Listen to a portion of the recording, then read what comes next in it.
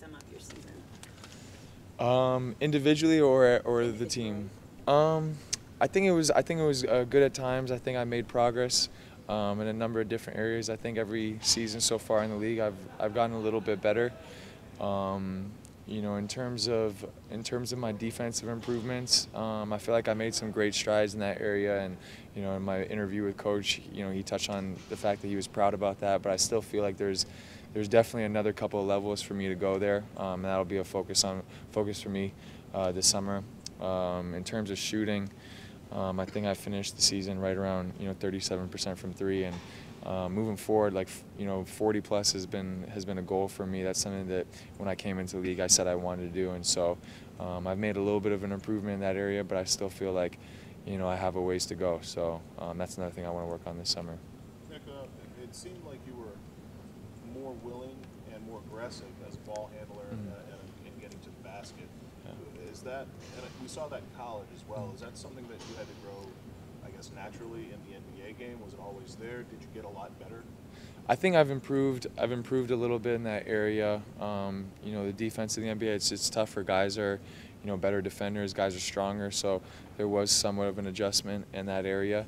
But then also, in certain situations, like, I kind of was thrusted into like backup point guard position. So it forced me to handle the ball more and be a little bit more aggressive at times. But it's something that I feel comfortable doing, and it's something that I'm going to continue getting better at, because I understand being a shooter in this league, it's important to add different aspects to your game and not just be one-dimensional. So if I can do a little bit of everything on the offensive end, it's just going to make me more valuable to this team. Did you think that you maybe pigeonholed yourself as a shooter? Like you said, okay, I'm here to do this. I have to do this for the first couple of years. I have to prove that I can do this, or was it conscious that you became a little bit more aggressive getting going? I think even coming out of Michigan, I knew I could do other things other than just shoot. But I just think a lot of times everyone gets labeled as something, and because coming out of college, shooting was the best thing I did. That's kind of what my label was moving forward into the NBA, and I have no problem with that. It's just something that I have to kind of break out and prove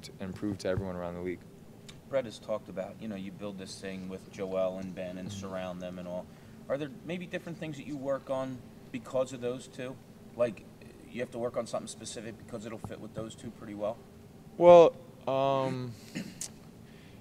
just off the top of my head, playing with those two, it's just, it's kind of a no-brainer. You're going to need to surround them with shooters, and there's going to be guys that need to knock down shots, and I think that's why, touching back on that 40%, I think it's going to be important for me to just be a reliable 40% shooter out there, just because, we already know how much attention Joel demands when he's in the post and going one-on-one. But add Ben Simmons to that equation. Obviously, that's another big-time player who's going to require a lot of attention from the defensive side of things. So for me, I just got to go out there and I got to be ready to knock down shots. Whether that's on the move, in transition, spot ups, off of pin downs. Those are all things that I want to work on. You guys, 28 wins is probably something you'd like to, in the long run, do better than. But like an 18-win improvement, do you think that's something that this team, what you guys expected at the beginning of the year? Where did you expect things to end up at this time of the year when you started? I honestly, I can't even really remember if I had a number in mind coming into the season. Obviously, we would have loved to be a playoff team and whatnot if everyone was healthy, but unfortunately, it didn't work out that way. I think there was times of the year that we can be really proud of the improvements we made and just our overall performance out there. There's definitely light at the end of the tunnel when you look at it in that aspect, but. Like you said, we'd love to be more than 28 wins, but at a certain point, you got to just be happy with the improvements we've made, and just kind of look into the summer and say, what can we do better this next year? So looking past that, if you have everyone healthy, Joel, Ben, Dario, all the improvements you want to make, do you have expectations for next year? Do you allow yourself to go there? Is this a playoff team? How do you look at that?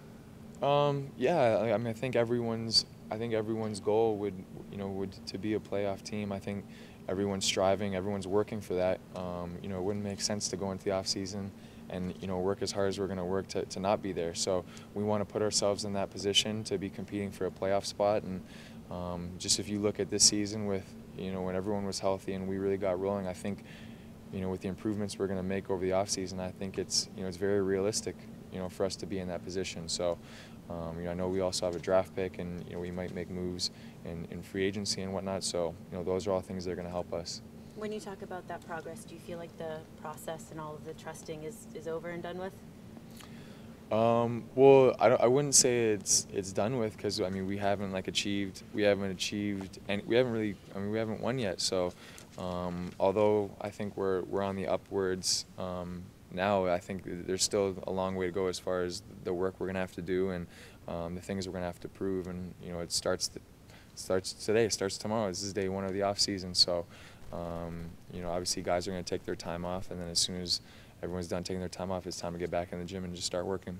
How much time is that you take off? I might take a week, but probably around this time next week I'll probably start getting back into it. Where do you plan to spend your off season?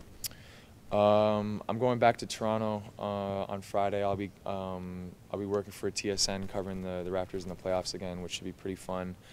So I know Game 1 is Saturday in Toronto. I'll be working there. And then end of May or June 1st at the latest, I'll probably be back here in Philly, at least for the entire month of June. I plan to just be working with the coaches. Hopefully we can get a number of guys from the team back in here so we can work together. I'm going to tell the Raptors you don't think they'll be in the finals. I mean, just said you- oh man, now you guys caught me red-handed. Tough. I mean, hey, if they make it all the way to the finals, that'd be cool for them, and I'm sure I'd still be working, but we'll see. The East is tight this year. I'm excited to see what happens. I think the first round matchup between Milwaukee and them, it's gonna be a great series. Nick, what do you like most about being in our shoes and playing the role of on-air personality? I don't know. It's just fun.